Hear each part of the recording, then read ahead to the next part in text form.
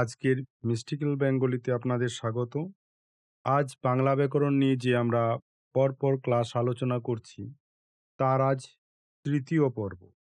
তো আমরা এই পর্বে শিখব ধ্বনি, বর্ণ এবং বাংলা লিখন রীতির কাঠামোগত বিশ্লেষণ। আজকের যে ক্লাসটি, সেটি হচ্ছে বাংলা ধ্বনিতত্ত্ব ও বর্ণ পরিচয়ের উপর আলোচিত হবে। আজ আমরা বাংলা ব্যাকরণের অত্যন্ত মৌলিক অথচ গভীর একটি বিষয় নিয়ে আলোচনা করব।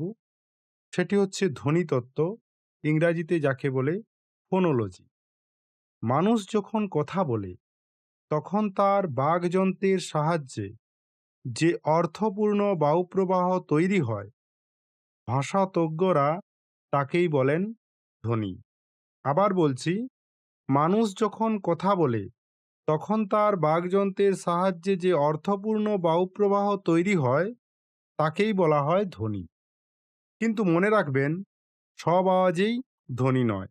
এই বিষয়ে আগের ক্লাসগুলোতে আমি বিস্তারিত আলোচনা করেছি, প্রয়োজনে আরেকবার দেখে আসতে পারেন। যে বিষয়টা বলছিলাম, যে কিন্তু মনে রাখবেন, সব আওয়াজেই ধ্বনি নয়। যা ভাষার ক্ষুদ্রতম একক এবং অর্থ তৈরির সামর্থ্য রাখে, কেবল তাকেই আমরা ধ্বনিতত্ত্বের আলোচনায় স্থান দিই। তাহলে ধ্বনি কি? না, ভাষার সবচেয়ে ছোট অংশ, সবচেয়ে ছোট অংশ ধ্বনি, এবং উচ্চারণের মাধ্যমে এই ধ্বনি প্রকাশিত হয়। এই ধ্বনিকে আমরা দুভাগে ভাগ করি। এক হচ্ছে স্বরধ্বনি, আর দুই হচ্ছে ব্যঞ্জন ধ্বনি। স্বরধ্বনিকে ইংরাজিতে বলে ভাওয়েল এবং ব্যঞ্জন ধ্বনিকে ইংরাজিতে বলে কনসোনেন্ট। তো আসল কথায় আসি, স্বরধ্বনি বিষয়টা কি? এই ধ্বনিগুলো উচ্চারণের সময় ফুসফুস নির্গত বাতাস মুখগহ্বরের কোথাও কোনো ঘর্ষণ বা বাধার সৃষ্টি করে না। অর্থাৎ উচ্চারণের সময় এই ধ্বনিগুলো বাধাহীন থাকে, কোনো বাধা থাকে না, বাধাহীন থাকে। যেমন অ, আ, হস্রই। ব্যঞ্জন ধ্বনি কি? না, এই ধ্বনিগুলোর উচ্চারণে বাতাস মুখগহ্বরের কোনো না কোনো স্থানে, যেমন দাঁত, ঠোঁট বা তালু, এতে প্রতিহত হয়। অর্থাৎ ব্যঞ্জন ধ্বনিগুলো উচ্চারণ করতে গেলে বাতাস মুখগহ্বরের কোনো না কোনো স্থানে বাধাপ্রাপ্ত হয়।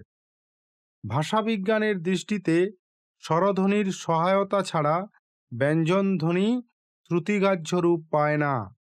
অর্থাৎ ব্যঞ্জন ধ্বনি উচ্চারিত হতে গেলে স্বরধ্বনির সাহায্য নিতেই হবে। যেমন ক। ক এখানে একা একই উচ্চারিত হতে পারে না। কয়ের সাথে অ, কয়ের সাথে অ স্বরধ্বনিটি উচ্চারিত হয়ে ক ব্যঞ্জন ধ্বনিটি উচ্চারণ করে। একইভাবে খ এবং প উচ্চারণ হয়। তাহলে আমরা যেগুলো শিখলাম সেগুলো হচ্ছে যে ধ্বনি কি বিষয়টা, এরপর এই ধ্বনিকে কয় ভাগে ভাগ করা যায়, তারপরে আমরা শিখলাম যে ধ্বনিগুলোর ব্যাখ্যা কি, এবং এইখানে আরেকটা বিষয় আলোচিত হওয়ার কথা, সেটা হচ্ছে বর্ণ। ধ্বনির লিখিত রূপকে আমরা বর্ণ বলি, ধ্বনির লিখিত রূপকে আমরা বর্ণ বলি। এখন আমরা আলোচনা করব ধ্বনি এবং বর্ণের মধ্যে সম্পর্ক, ইংরাজিতে যাকে বলে ফনিম ভার্সেস গ্রাফিম। এই বিষয়টা নিয়ে আমরা আলোচনা করব। আমাদের একটি বিষয় পরিষ্কার হওয়া প্রয়োজন, যে ধ্বনি হলো শ্রুতিগ্রাহ্য, ইংরেজিতে একে বলে অডিটরি, আর বর্ণ হলো দৃশ্যগ্রাহ্য, ইংরাজিতে একে বলে ভিজুয়াল। ধ্বনিকে যখন আমরা লিখনরীতির মাধ্যমে একটি নির্দিষ্ট সংকেত বা চিহ্নে রূপান্তর করি, তখন তাকে বলা হয় বর্ণ, ইংরেজিতে একেই বলে লেটার। আর কোনো ভাষার এই সমস্ত বর্ণের সমষ্টি হলো সেই ভাষার বর্ণমালা। যা আমরা শুনি তা হচ্ছে ধ্বনি, যা আমরা শুনে লেখার আকারে প্রকাশ করি তাই হচ্ছে বর্ণ। আর কোনো ভাষার এই সমস্ত বর্ণ যে সমষ্টি দেখতে পাওয়া যায় তাকেই বলা হয় বর্ণমালা। বোঝা যাচ্ছে? বাংলা বর্ণমালায় মোট 50টি বর্ণ রয়েছে। তার মধ্যে স্বরবর্ণ আছে 11টি এবং ব্যঞ্জন বর্ণ আছে 39টি। এখন আমরা জানলাম যে বাংলা বর্ণমালায় 50টি বর্ণ আছে। তবে যেহেতু এগুলো আমরা স্নাতক পর্যায়ের মতো করে আলোচনা করছি, তাই এর অন্তর্নিহিত যে বৈশিষ্ট্যগুলো সেগুলো জানতে হবে। তাই আমরা জানব অক্ষর ও হসন্তের ভূমিকা। দেখুন, একটা বিষয় লক্ষ্য করলে দেখতে পাবেন বাংলা ব্যঞ্জনবর্ণের ভেতরে একটি অধ্বনি প্রচ্ছন্নভাবে থাকে। যেমন আগে আমি আলোচনা করলাম ক। এটিকে যদি আপনারা ভাঙেন তাহলে ক এবং অ এইভাবে লিখতে হবে বাংলা বর্ণমালায়। যদি কোনো ব্যঞ্জন থেকে স্বরধ্বনিকে বিচ্ছিন্ন করতে হয় তবে আমরা একটি হসন্ত ব্যবহার করি, তাই তো? একটি হসন্তকে ব্যবহার করি। এটি আমাদের ভাষার একটি অনন্য বৈশিষ্ট্য। এখানে আরেকটা বৈশিষ্ট্য পাবো আমরা, যৌগিক স্বর, যাকে ইংরাজিতে বলে ডিফথংস। আমাদের বর্ণমালায় ওই এবং ও এই দুটি বর্ণকে বলা হয় যৌগিক স্বর। কোন দুটি বর্ণকে বলা হয়? এই দুটি বর্ণকে বলা হয়, কি বলা হয়? যৌগিক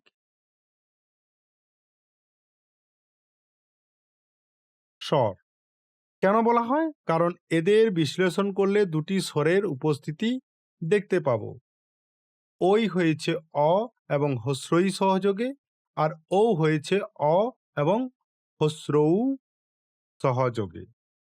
তাই পরিশেষে বলা যায় যে বাংলা ধ্বনিতত্ত্ব কেবল উচ্চারণের ব্যাকরণ নয়, এটি আমাদের মনস্তাত্ত্বিক ও শারীরিক প্রক্রিয়ার এক মেলবন্ধন।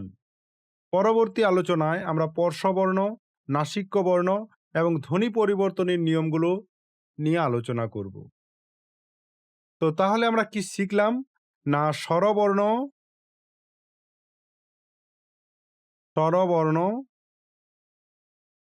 এটি সংখ্যা হচ্ছে 11টি। এটি হস্রস্বর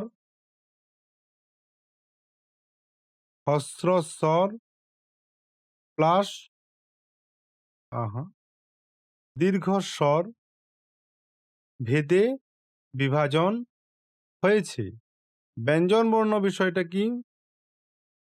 ব্যঞ্জন বর্ণ বিষয়টা কি? না, এটি 39টি রয়েছে। এটি বর্গীয়, অর্থাৎ স্পর্শ, উষ্ম এবং অন্তঃস্থ বর্ণে বিভক্ত। এছাড়াও যৌগিক স্বর রয়েছে দুটি। কোন দুটি? ওই আর ও। কিন্তু এখানে মনে রাখবেন উচ্চারণে আরো অনেক যৌগিক স্বর রয়েছে। এগুলো আমরা ক্রমে পরবর্তী ক্লাসগুলোতে আলোচনা করব। এখন আমরা বাংলা বর্ণমালার অলংকার নিয়ে আলোচনা করব, যেগুলোকে বলা হচ্ছে ভাওয়েল সাইন। আমাদের মাতৃভাষা বাংলার প্রতিটি বর্ণ যেন এক একটি জীবন্ত চরিত্র। কখনো তারা পূর্ণরূপে আত্মপ্রকাশ করে, আবার কখনো শব্দের প্রয়োজনে নিজেকে ছোট করে অন্য বর্ণের সাথে মিলেমিশে যায়। এখন আমরা জানব বাংলা বর্ণের সেই বৈচিত্র্যময় রূপান্তর, কার, ফলা এবং উচ্চারণের স্থানের বৈজ্ঞানিক বিভাজন। স্বরবর্ণের সংক্ষিপ্ত জাদু হচ্ছে কি? কার। কার কোনগুলো? যেগুলো আকার, হস্রইকার, হস্রৌকার ইত্যাদি। কার আমরা জানি স্বরবর্ণ যখন একা বসে তখন সে তার পূর্ণরূপে থাকে। যেমন আকাশ, এই শব্দটা নাও, আকাশ একটা শব্দ। আকাশ এটি একটি শব্দ।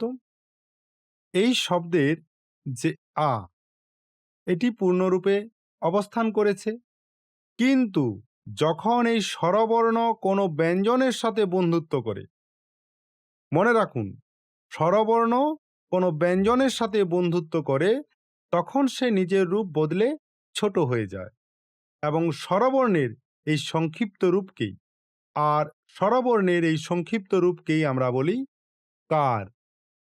তাহলে কার কি? না স্বরবর্ণের সংক্ষিপ্ত রূপ। বুঝা যাচ্ছে? স্বরবর্ণের সংক্ষিপ্ত রূপ যা ব্যঞ্জনের সাথে যুক্ত হয়। মনে রাখবেন, অ বাদে বাকি 10টি স্বরবর্ণেরই নিজস্ব কার চিহ্ন আছে। কার কার চিহ্ন নেই? অ এর নেই। বাকি কিন্তু 10টি স্বরবর্ণেরই নিজস্ব কার চিহ্ন আছে। মজার বিষয় হচ্ছে এদের অবস্থান। কেউ বর্ণের আগে বসে, যেমন রস্বইকার, কেউ বর্ণের পরে বসে, যেমন আকার, কেউ আবার নিচে বসে, যেমন হস্রৌকার, আবার কেউ বর্ণের 2 পাশ আগলে রাখে, যেমন ওকার। এটি বাংলা লিপিকে এক অনন্য সৌন্দর্য দান করেছে, তাই তো? দেখো, এই জন্য এখানে লেখা আছে পূর্ণরূপ ভার্সেস কার। আয়ের এটি পূর্ণরূপ, এর সংক্ষিপ্ত রূপ হচ্ছে আকার। এটি হস্রই, এটি পূর্ণরূপ, এর সংক্ষিপ্ত রূপ হচ্ছে হস্রই। তারপর হচ্ছে এটি হচ্ছে হস্রৌ, এটি হচ্ছে হস্রৌকার, এইভাবে। তাহলে বলা হয়েছে এগুলো সবেই। এখন আমরা এর পরবর্তী সময় আলোচনা করব ব্যঞ্জনের সংক্ষিপ্ত রূপ, যেটা হচ্ছে ফলা। কনসোনেন্ট সাইন এখানে বলাই আছে যে ফলা কি। ব্যঞ্জনের সংক্ষিপ্ত রূপ হচ্ছে ফলা। এখন প্রশ্ন আসতে পারে যে স্বরবর্ণের মতো ব্যঞ্জনবর্ণ কি ছোট হতে পারে? উত্তর হবে হ্যাঁ। যখন একটি ব্যঞ্জন অন্য ব্যঞ্জনের সাথে যুক্ত হয় তখন তার সংক্ষিপ্ত রূপকে বলা হয় ফলা। যেমন অন্তুস্থ জ, র, ল, ম, ব, এই 5টি প্রধান ফলা অর্থাৎ জফলা, রফলা, লফলা, মফলা এবং বফলা আমাদের লেখন রীতিতে বৈচিত্র্য আনে। যেমন কয়ের সাথে অন্তুস্থ জ যুক্ত হয়ে তৈরি করে কয়ে জফলা। আবার র যখন আগে বসে তখন সে হয়ে যায় রেফ, আর পরে বসলে হয়ে যায় রফলা। এটি যেন বর্ণের এক অদ্ভুত রূপ বদল। ঠিক দেখুন, উদাহরণগুলো দেওয়াই আছে, আমি তার ব্যাখ্যা অলরেডি করে দিলাম। তাহলে আমরা স্বরবর্ণ এবং ব্যঞ্জন বর্ণের সংক্ষিপ্ত রূপ জানলাম। এখন আমাদের জানা দরকার উচ্চারণ বিজ্ঞানের কারিগরি বর্গ। এই বর্গ বিষয়টা কি? এই বর্গ নিয়ে যখন আমরা আলোচনা করি তখন আমাদের আলোচনায় আসে উচ্চারণের বিজ্ঞান। ক থেকে ম, এই যে 25টি বর্ণ রয়েছে এগুলোকে আমরা বলি স্পর্শবর্ণ। কেন? কারণ এদের উচ্চারণের সময় আমাদের বাকযন্ত্রের কোথাও না কোথাও বাতাস স্পর্শ করে।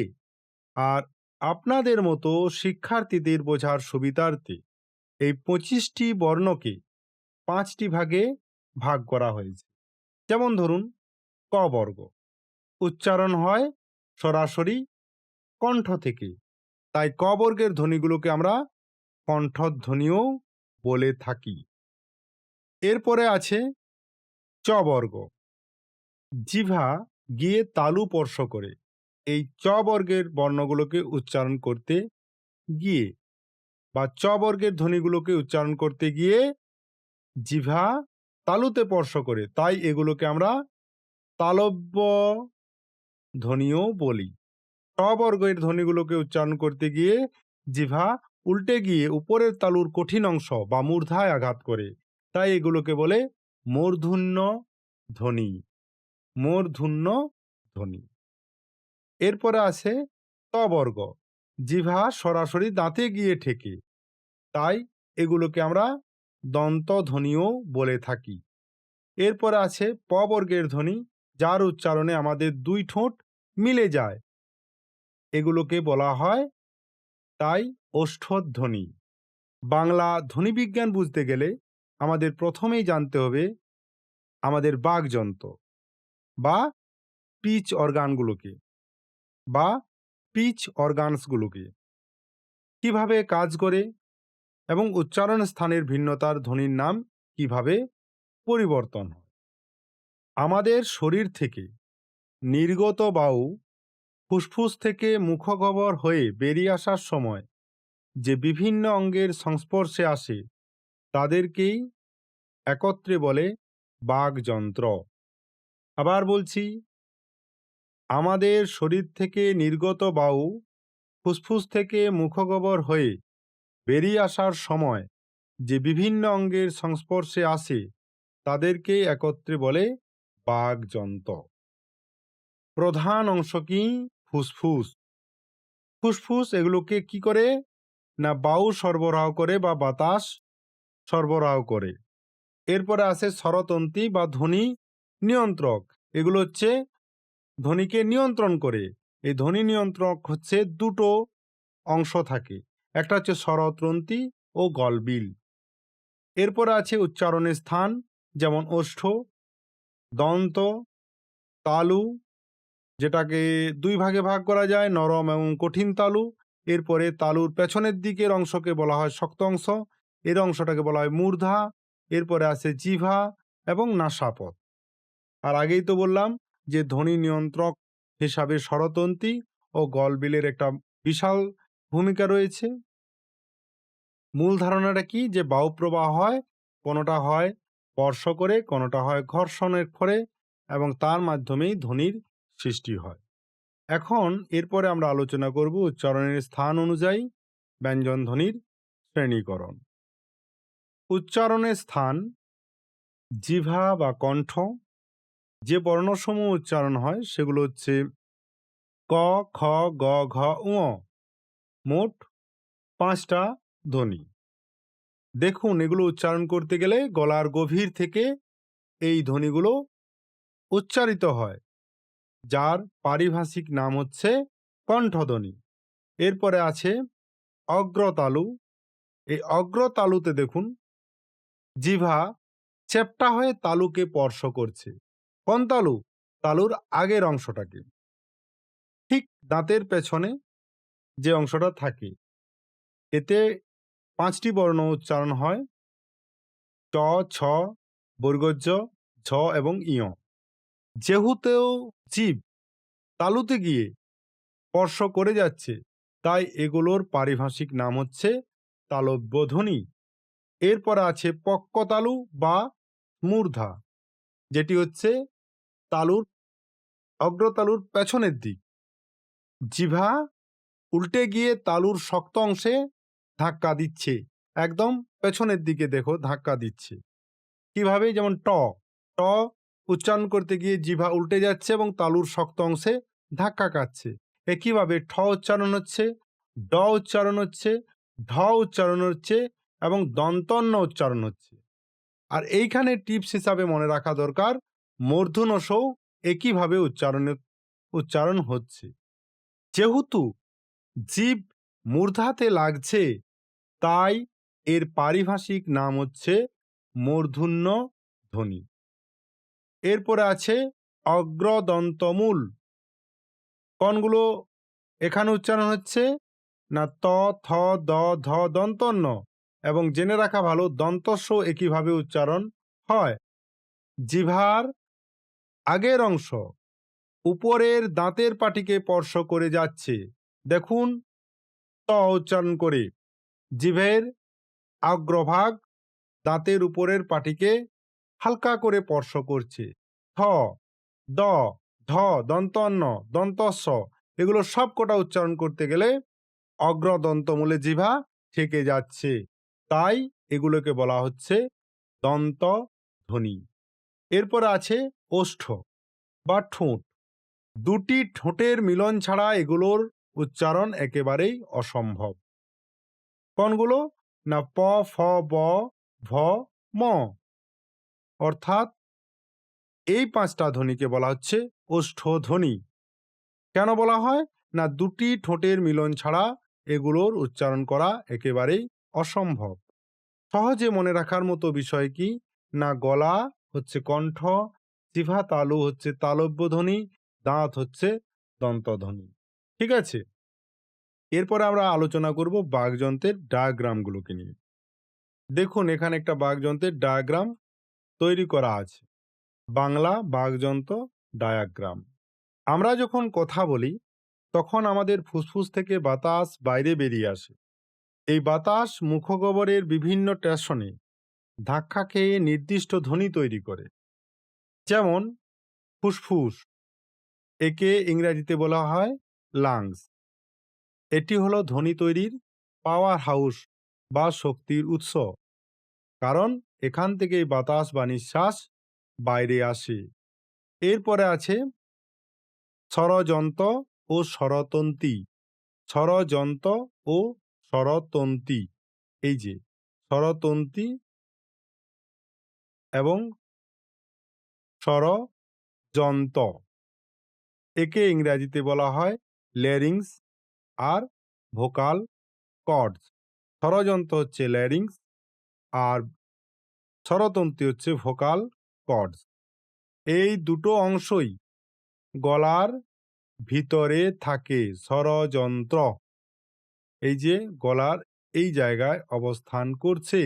৪ নাম্বার অংশ দেখুন, গলার ভেতরে থাকা এই অংশটা বাতাসের কম্পন তৈরি করে আওয়াজ উৎপন্ন করে। এরপরে মূল যে ভাগ আছে, যে অন্যতম প্রধান অংশ, সেটা হচ্ছে জিহ্বা বা জিভ, ইংরেজিতে বলে টাং।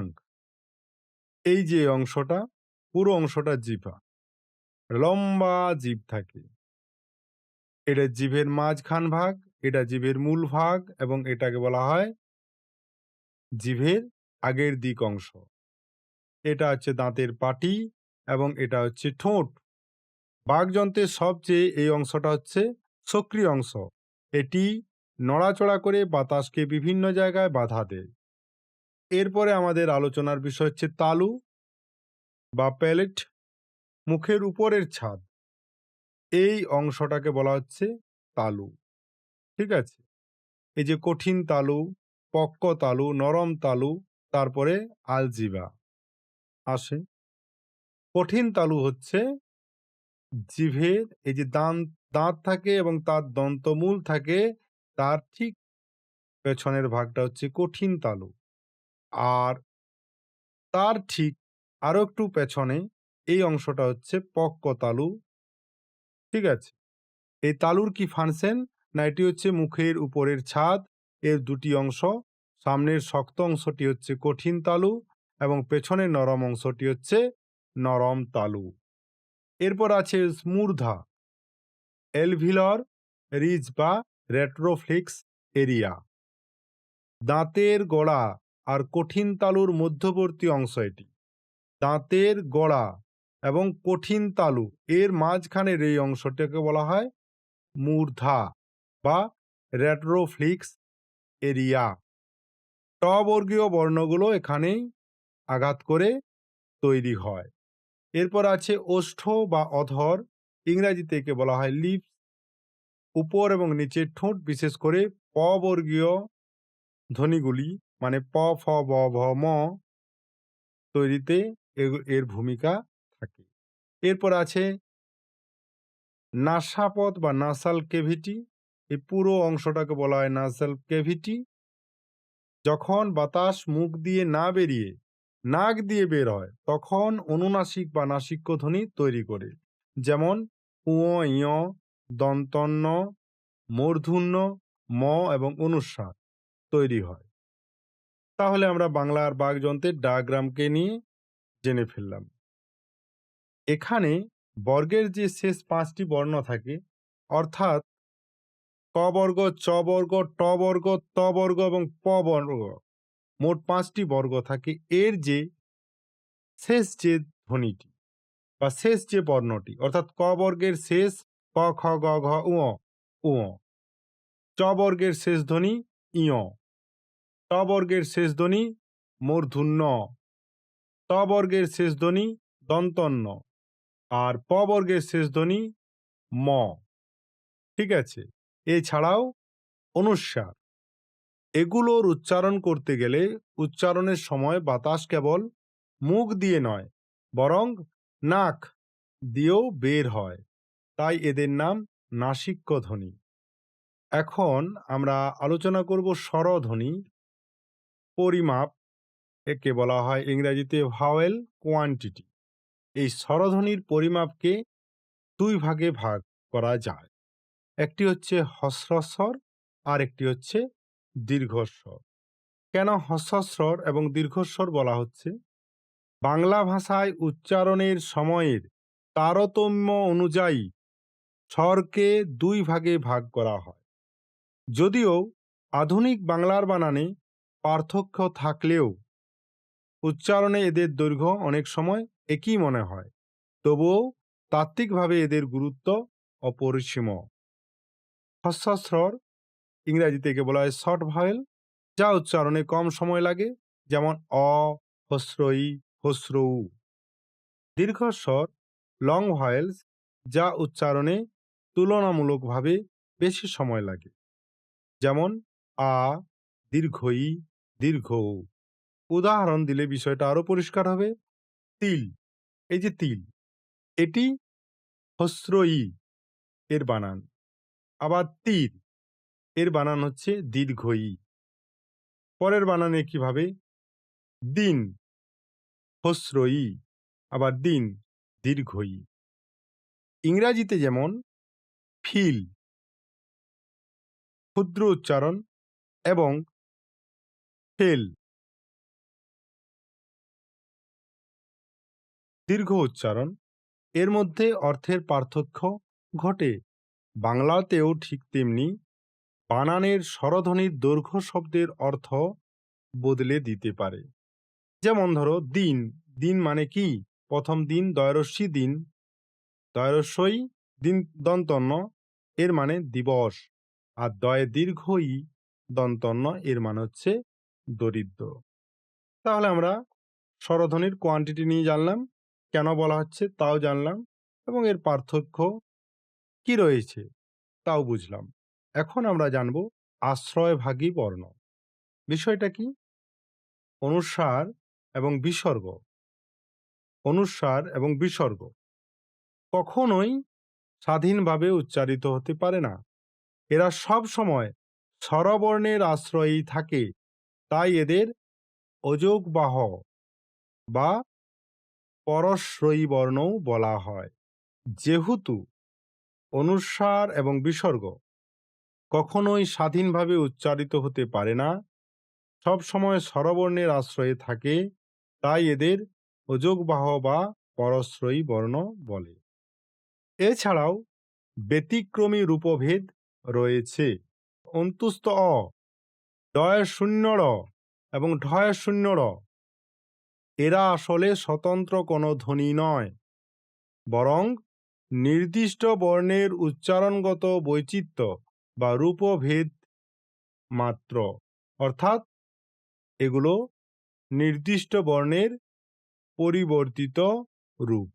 আশা করি আশ্রয়ভাগী বর্ণ এবং রূপভেদ সম্পর্কে আমরা জানলাম। আশ্রয়ভাগী বর্ণ কোনগুলো? আশ্রয়ভাগী বর্ণ হচ্ছে অযোগবাহ বর্ণ বা পরাশ্রয়ী বর্ণ।